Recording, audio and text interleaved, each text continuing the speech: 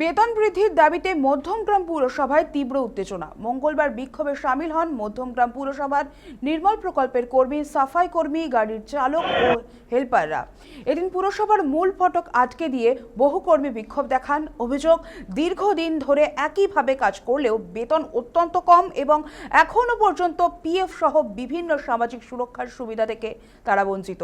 একাধিকবার পুর কর্তৃপক্ষের কাছে দাবি জানানো হলেও কোনো ইতিবাচক পদক্ষেপ করা হয়নি বলেও অভিযোগ করেন তারা। বিক্ষোভের জেরে পুরসভার সামনে উত্তেজনার সৃষ্টি হয়। এরপর পরিস্থিতি সামাল দিতে ঘটনাস্থলে পৌঁছায় মধ্যমগ্রাম থানার পুলিশ। পুলিশের সঙ্গে বিক্ষোভকারীদের বচসা হলেও পরে পরিস্থিতি নিয়ন্ত্রণে আসে। এদিকে বিক্ষোভকারীরা অবিলম্বে বেতন বৃদ্ধি পিএফ এর আওতায় অন্তর্ভুক্তি করার দাবি জানিয়েছেন।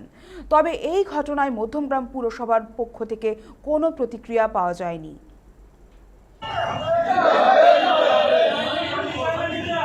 আমি একজন সুদার হেল্পার, গাড়ির বড় গাড়ির ড্রাইভার। কিন্তু আমার মাইনে হচ্ছে 202 টাকা। 202 টাকা মাইনে পাই এবং যদি মাসে কোনো একটা ছুটি করা হয় বা 30 দিনে তো কাজ করা যায় না। এবার আমরা যদি দুটো ছুটি করি, সেই দুটো ছুটির টাকাও এদের কাছে জমা দিতে হয়, কিন্তু আমাদের অ্যাকাউন্টে পুরো মাইনেটাই দেয়।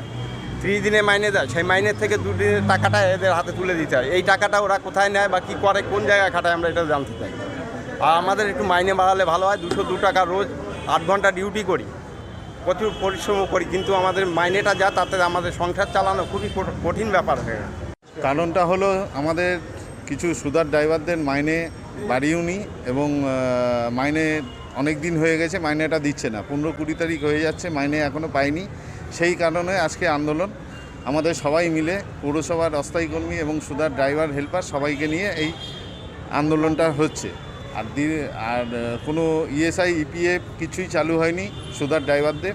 তাই সেই কারণে সুদার ড্রাইভারদের পাশে আমরা পৌরসভার অস্থায়ী যারা কর্মী আছে তাদের সঙ্গে নিয়ে আমাদের আন্দোলনটা হচ্ছে। হ্যাঁ, মাইনেটা অবশ্যই বাড়াতে হবে। দীর্ঘদিন ধরে সুদার ড্রাইভারদের মাইনে বাড়েনি। 100 টাকা করে 200 টাকা করে বাড়ানোর কথা ছিল। 6 তারিখ এইটা নিয়ে আন্দোলন হয়েছিল। তার ভিতরে লিখিতও জমা পড়েছিল, কিন্তু লিখিতের কোনো পদক্ষেপ নেওয়া হয়নি। সেই পদক্ষেপগুলো নেওয়া হয়নি আজ অবধি। 2 মাস হয়ে গেল, আজ অবধি কোনো 2-3 মাস হয়ে গেছে, এখনও কোনো পদক্ষেপ নেওয়া হয়নি। মাইনে বৃদ্ধির কোনো আশা আমরা দেখছি না। আমরা এখনও পর্যন্ত 404 টাকা এবং আমাদের হেল্পার যারা আছে বা লেবার যারা আছে তারা 202 টাকা। এই বাজেটে বলুন আজকেরকার দিনে এই টাকায় কী করে সংসার চলে? তাছাড়া আমরা না কোনো সামাজিক সুরক্ষা পাই, মানে কোনো ইএসআই পিএফ কিচ্ছু নেই। রাস্তায় যদি আমাদের কোনো দুর্ঘটনা ঘটে যায়, আমাদেরকে দেখার মতন কেউ নেই।